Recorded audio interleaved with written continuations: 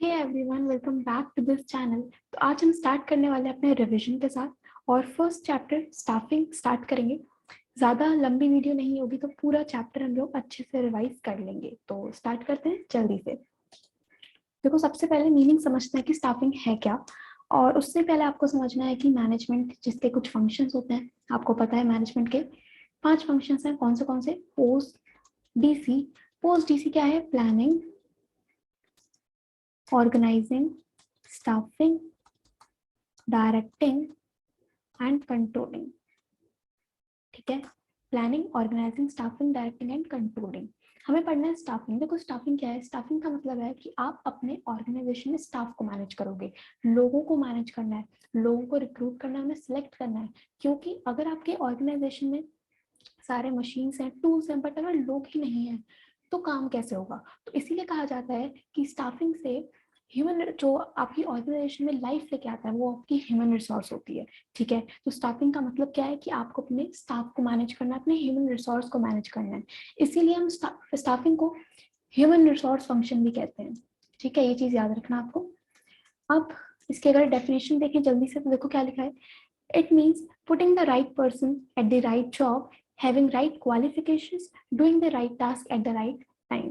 ठीक है, और क्या बोल सकते हो? It means filling and keeping filled the positions in the organization structure। मतलब कि जितनी भी वैकेंसी है आपकी ऑर्गेनाइजेशन में, उन्हें फिल तो करना ही है, और जो ऑलरेडी फिल्ड है उन्हें फिल्ड करके रखना है। मतलब ऐसा नहीं कि एक ऑर्गेनाइजेशन में से जो आपके एम्प्लॉयज है वो फर्म बहुत जल्दी छोड़ के चले जाएं, तो उन्हें रिटेन करना बहुत जरूरी है। वो सब किस में आता है हमारे पास?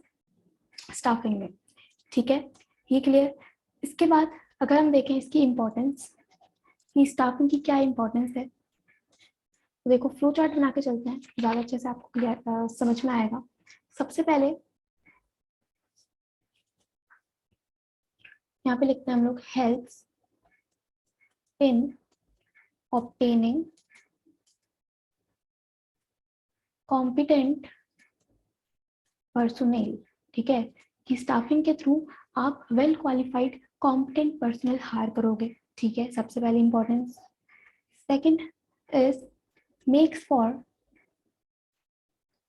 Higher performance. मतलब अगर आप स्टाफिंग करोगे तो आप सही इंसान को सही जॉब पे लगाओगे, तो जिससे आपकी परफॉर्मेंस बूस्टअप होगी। ठीक है, इसके बाद इंश्योर्स कॉन्टिन्यूस सर्वाइवल। ठीक है, अब अगर परफॉर्मेंस बूस्ट होगी तो आपकी ऑर्गेनाइजेशन ज्यादा लंबे टाइम तक मार्केट में सर्वाइव करेगी। ठीक है, जहां से ग्रोथ देखने को ही मिलेगी। ओके, इसके बाद हम लिख सकते हैं ऑप्टिमम यूटिलाइजेशन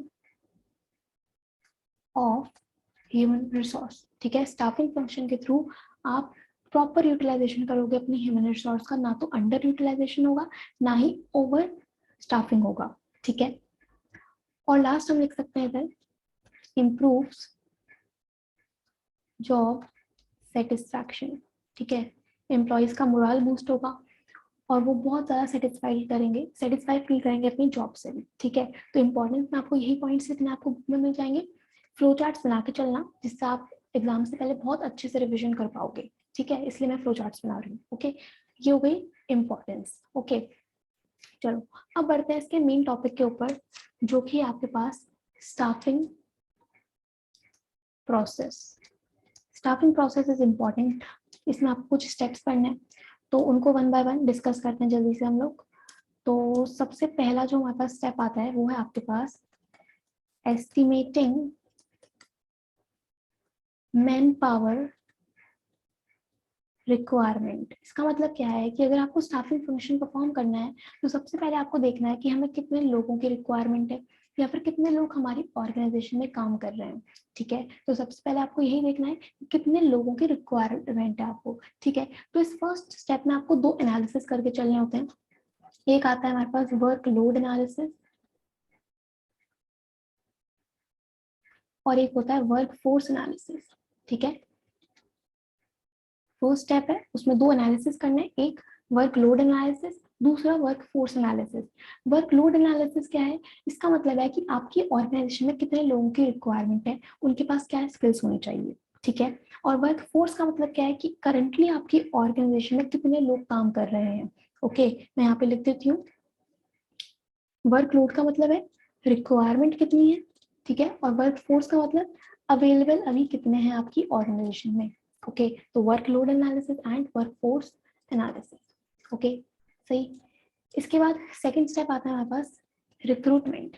रिक्रूटमेंट का मतलब क्या है? रिक्रूटमेंट का मतलब है कि अब आपको अपनी ऑर्गेनाइजेशन में लोगों को अट्रैक्ट करना है, उन्हें इंड्यूस करना है कि वो आके जॉब के लिए अप्लाई करें। ठीक है, ज्यादा से ज्यादा आपके पास एप्लीकेशन आए, वो किस में आता है? रिक्रूटमेंट में। दूसरी चीज, रिक्रूटमेंट एक पॉजिटिव प्रोसेस होता है।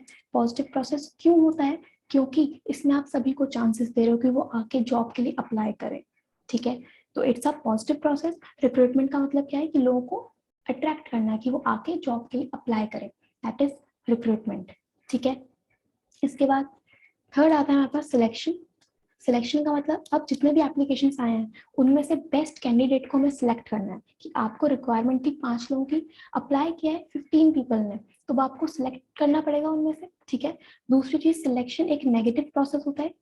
क्यों होता है नेगेटिव? क्योंकि यहाँ पर रिजेक्शंस भी होते हैं, आप सबको सिलेक्ट नहीं कर सकते, रिजेक्शंस भी होते हैं, that is why it's a negative process. Okay, सही है। सबसे पहले एस्टिमेटिंग मैन पावर रिक्वायरमेंट, उसके बाद रिक्रूटमेंट, देन सिलेक्शन। ओके, इसके बाद आता है हमारे पास placement and orientation. Placement and orientation का मीनिंग क्या है? देखो, प्लेसमेंट का मतलब होता है कि आपने कैंडिडेट को जिस पर्टिकुलर जॉब पोजीशन के लिए हायर किया है, सिलेक्ट करा है, अब आप उसे उसकी जॉब पोजीशन पे बिठा दो। ठीक है, कि अगर आपने किसी फाइनेंस डिपार्टमेंट के लिए कैंडिडेट को हायर किया है तो अब आप उसे उसकी पोजीशन दे दो, वो क्या है? प्लेसमेंट। ओके, ओरिएंटेशन क्या है? ओरिएंटेशन का मतलब है कि जब आप एक नए कैंडिडेट को अपनी ऑर्गेनाइजेशन में लेके आए हो तो उसे फैमिलियर कराओ विद द एग्जिस्टिंग एम्प्लॉइज। ठीक है, ऑर्गेनाइजेशन के रूल्स रेगुलेशंस बताओ, किस तरह सारी फंक्शनिंग होती है, तो इंट्रोडक्शन करवाना है, वो किस में आता है? ओरिएंटेशन में। ठीक है, ओरिएंटेशन को ही हम इंडक्शन ट्रेनिंग भी कहते हैं। ठीक है, तो दोनों सेम ही है, ओरिएंटेशन या फिर इंडक्शन ट्रेनिंग एक ही बात है। ओके, सही। इसके बाद आता है हमारे पास training and development. Training and development क्या है कि अब आपने प्लेसमेंट हो गया, ओरिएंटेशन हो गया, फिर आ रहा है ट्रेनिंग। अब उसमें काम सिखाओ, उनकी स्किल्स पे काम करो, उनके फील्ड से रिलेटेड उन्हें काम सिखाना है, वो क्या है? ट्रेनिंग। और डेवलपमेंट एक बड़ा कॉन्सेप्ट है जिसमें आप उनकी ओवरऑल ग्रोथ, ओवरऑल पर्सनालिटी पे काम करते हो। ठीक है, तो ट्रेनिंग हो गया, डेवलपमेंट हो गया, देन हमने काम सिखा भी दिया। इसके बाद आता है परफॉर्मेंस अप्रेजल। मतलब अब आपने जो भी उन्हें काम किया है, जो भी प्रोजेक्ट दिया है, उनकी परफॉर्मेंस को इवेलुएट करो कि उन्होंने काम ठीक से किया है या नहीं, उनकी पहले की पास्ट परफॉर्मेंस से कंपेयर करो। ठीक है, अगर कुछ गलती की है, सही से काम नहीं किया तो उन्हें वहाँ पे बताओ, गाइड करो। ठीक है, वो किस में आता है हमारे पास? परफॉर्मेंस अप्रेजल में। ओके, देन इसके बाद आता है next step, promotion and career planning. मतलब अगर आपको लगता है कि एम्प्लॉयज ने सही से काम किया है, बढ़िया काम किया है, तो अब उन्हें प्रमोट कर दो टू अ हायर पोजीशन। ठीक है, जिससे उनकी अथॉरिटी, उनकी रिस्पॉन्सिबिलिटी, उनकी स्टेटस में भी चेंज आएगा, सब कुछ इंक्रीज होगा, तो प्रमोट करो, करियर प्लानिंग करो। और लास्ट में आता है आपके पास कॉम्पेंसेशन। ठीक है, आप फ्री में तो काम करेंगे नहीं, कुछ पे तो करना है, तो देखो कि उनको क्या सैलरी वेजेस होने वाली है, कितना आपको कुछ बोनस देना है, तो वो सब किस में आता है हमारे पास? कॉम्पेंसेशन में। ठीक है, क्लियर। कॉम्पेंसेशन भी आपके पास दो तरह के हो सकते हैं, एक टाइम बेस्ड और एक परफॉर्मेंस बेस्ड। ठीक है, time based and performance based. Okay, तो ये आपका पूरा हो जाता है स्टाफिंग प्रोसेस। सबसे पहले एस्टिमेटिंग मैन पावर रिक्वायरमेंट, आपको देखना है कितने लोगों की रिक्वायरमेंट है, दो एनालिसिस करने, workload analysis and work force analysis. ठीक है, देन रिक्रूटमेंट, लोगों को अट्रैक्ट करो, उसके बाद सिलेक्ट करना है, then placement and orientation, training and development, performance appraisal, उसके बाद promotion, career planning and last में कॉम्पेंसेशन। ठीक है, तो ये इस तरह स्टेप बाय स्टेप चलेगा। ओके, सही है, इंपॉर्टेंट था ये। इसके बाद आते हैं हम लोग आगे, और अब आता है नेक्स्ट टॉपिक आपके पास, एलिमेंट्स ऑफ स्टाफिंग, जो कि पूरा चैप्टर कवर करता है। एलिमेंट्स ऑफ स्टाफिंग आपको पता है 3 एलिमेंट्स हमारे पास। सबसे पहले है रिक्रूटमेंट, देन सिलेक्शन, और उसके बाद ट्रेनिंग एंड डेवलपमेंट। ठीक है, एलिमेंट्स कंपोनेंट्स एक ही बात है, 3 elements, recruitment, selection, training and development. तो आपको याद रखना है RST। RST क्या है?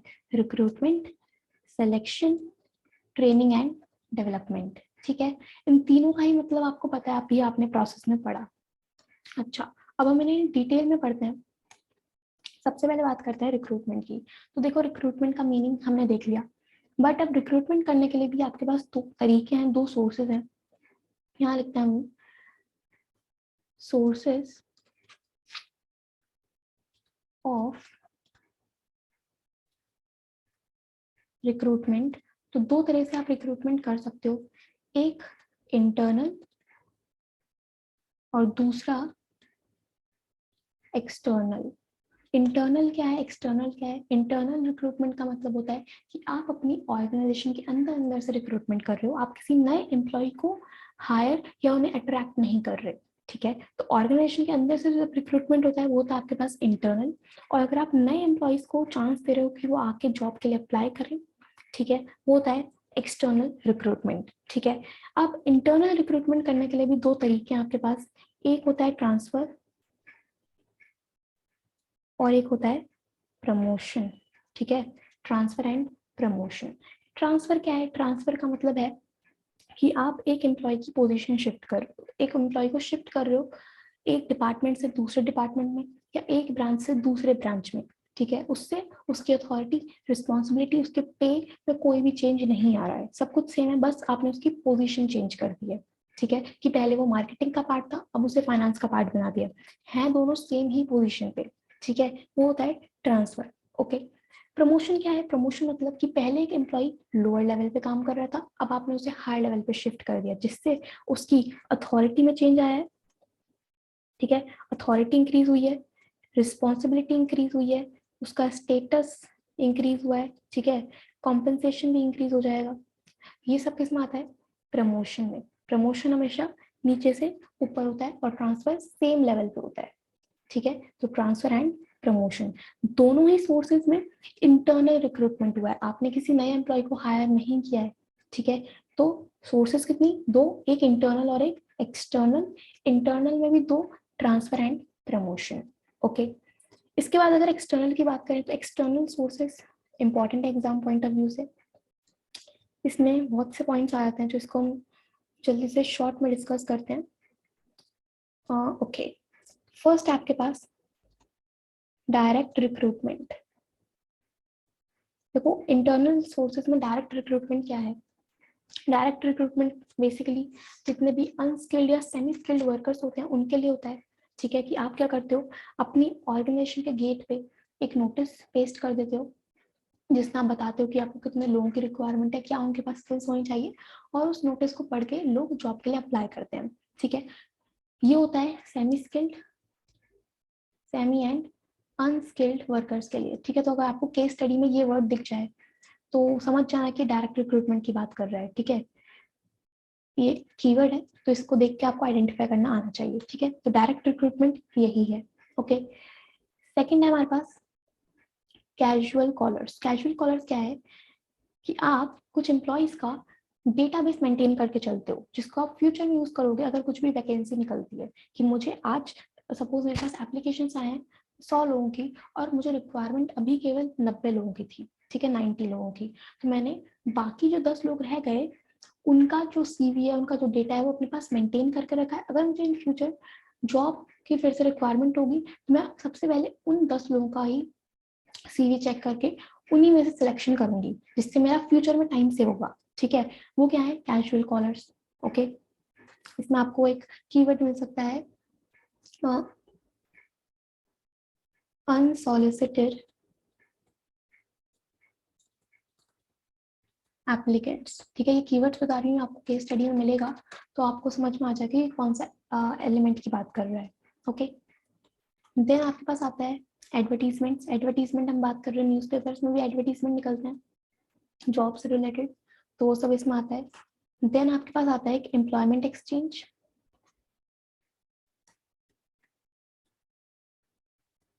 और प्लेसमेंट एजेंसीज, दोनों सेम है, बस डिफरेंस ये है कि जो एम्प्लॉयमेंट एक्सचेंज है ये गवर्नमेंट के द्वारा रन किए जाते हैं और प्लेसमेंट एजेंसीज प्राइवेट कंपनीज के थ्रू। ठीक है, इसमें क्या होता है कि सपोज ये कोई कंपनी है, ठीक है, इसे, और सपोज मुझे जॉब की रिक्वायरमेंट है तो मैं अपना डेटा इस ऑर्गेनाइजेशन को सबमिट करूंगी और जिन ऑर्गेनाइजेशंस को जॉब्स की रिक्वायरमेंट होगी उसका भी डेटा इन एजेंसीज के पास होता है। ठीक है, तो ये जॉब सीकर्स को जॉब प्रोवाइडर से मिल जाते हैं, एक लिंक है।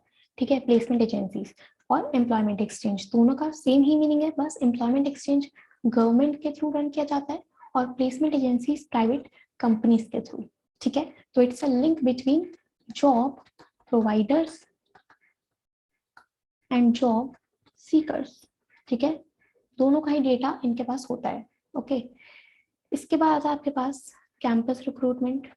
कैंपस रिक्रूटमेंट क्या है कि बड़ी बड़ी कंपनीज होती हैं, उनका कुछ कॉलेजेस के साथ कनेक्शन होता है, तो वहीं से कॉलेजेस से स्टूडेंट्स को हायर करते हैं अपनी ऑर्गेनाइजेशन में काम के लिए। ठीक है, जॉब देते हैं। ठीक है, वो किस में आता है, कैंपस रिक्रूटमेंट में। देन रिकमेंडेशन ऑफ एम्प्लॉयज, इसका मतलब क्या है कि मुझे अपनी ऑर्गेनाइजेशन में एम्प्लॉयज की रिक्वायरमेंट है। अब मैंने क्या किया, जो मेरी ऑर्गेनाइजेशन में ऑलरेडी एग्जिस्टिंग एम्प्लॉयज है, मैंने उन्हीं से पूछ लिया कि अगर आपकी जानकारी में, अगर आपकी नॉलेज में कुछ लोग हों जिन्हें काम करना हो, ठीक है, जिन्हें जॉब चाहिए हो, तो वो मुझे रिकमेंड करें। वो किस में आता है, रिकमेंडेशन ऑफ एम्प्लॉयज में।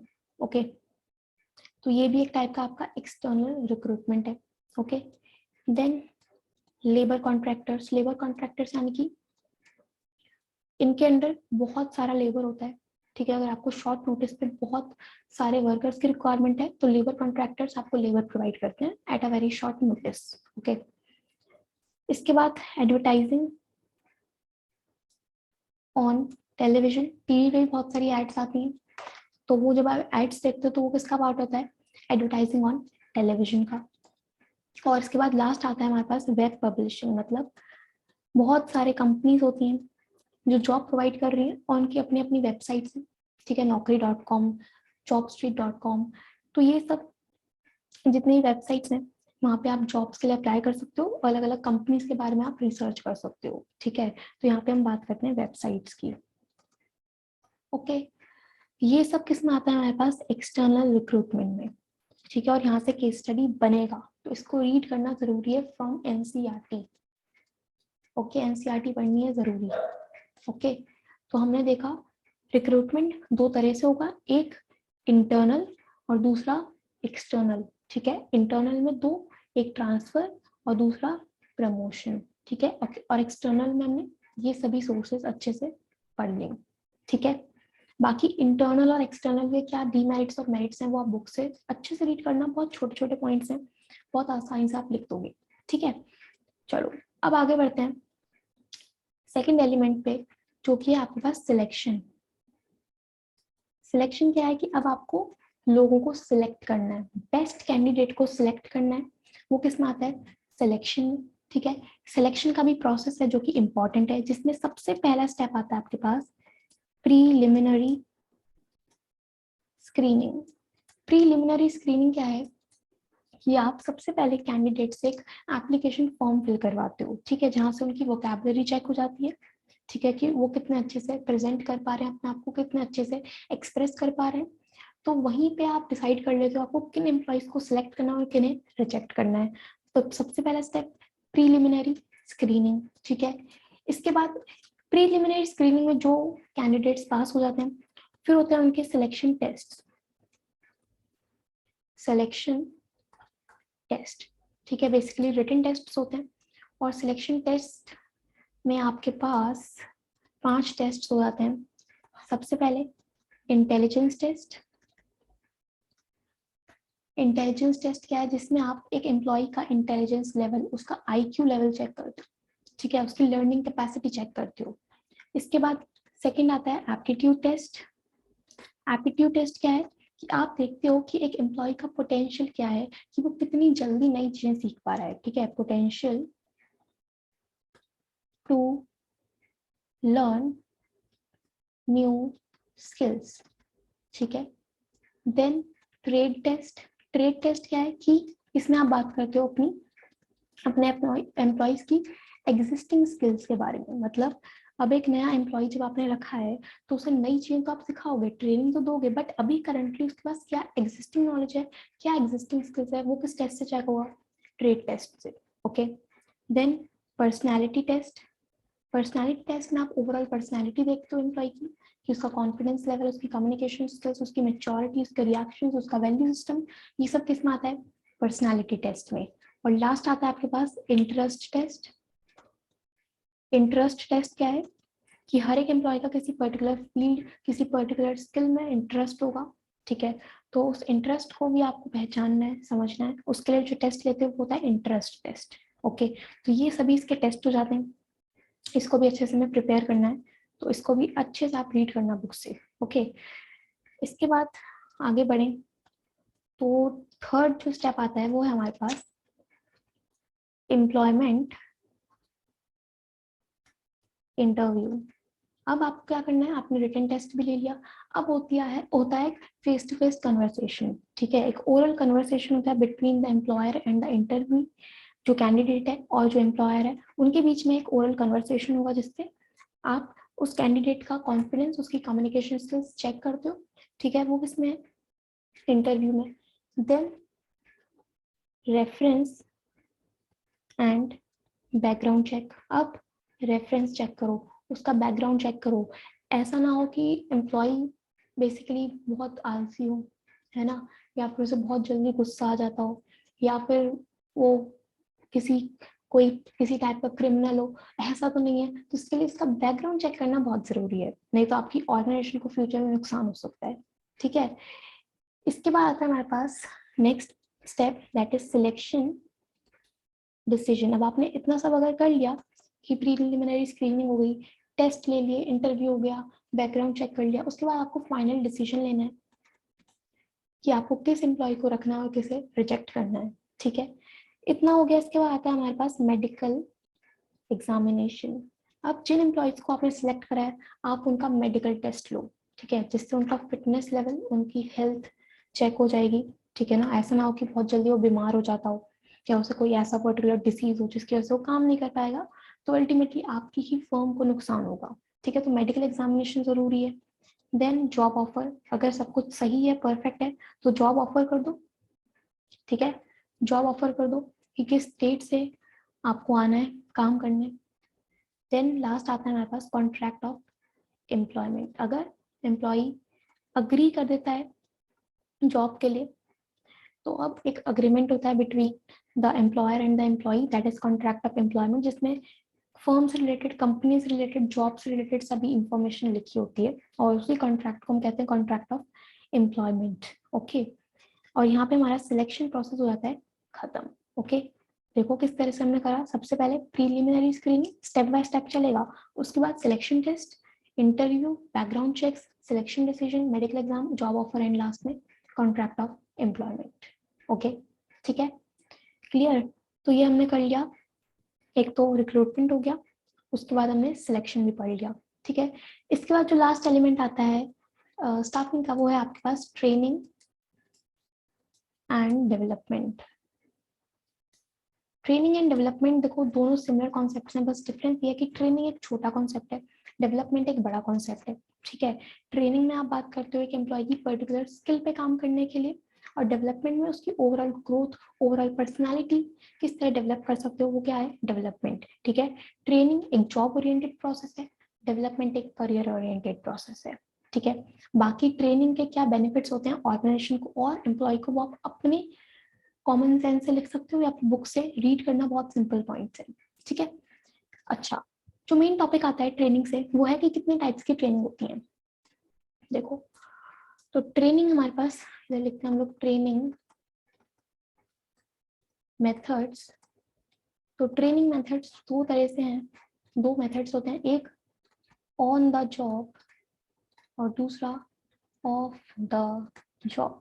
ठीक है, दो तरह की training, on the job, off the job. कौन सी? On the job and off the job. On the job का मतलब, ऑन द जॉब का मतलब होता है लर्निंग वाइल डूइंग। मतलब कि काम करना भी है और सीखना भी है, सीखते सीखते काम करना है, वो क्या है on the job. Off the job क्या है लर्न बिफोर डूइंग, मतलब कि पहले काम सीखो उसके बाद काम करना है, वो क्या है ऑफ द जॉब। ठीक है, तो ट्रेनिंग के दो मेथड्स, सबसे पहले ऑन द जॉब, दूसरा ऑफ द जॉब। ठीक है, अब ऑन द जॉब में क्या क्या आ जाता है तो ये समझ लेते हैं जल्दी से। ऑन द जॉब में सबसे पहले आता है आपके पास apprenticeship. Apprenticeship programme, apprenticeship programme का मतलब कि इसमें एक मास्टर वर्कर होता है, ठीक है, जो अपने फील्ड में एक्सपर्ट होगा।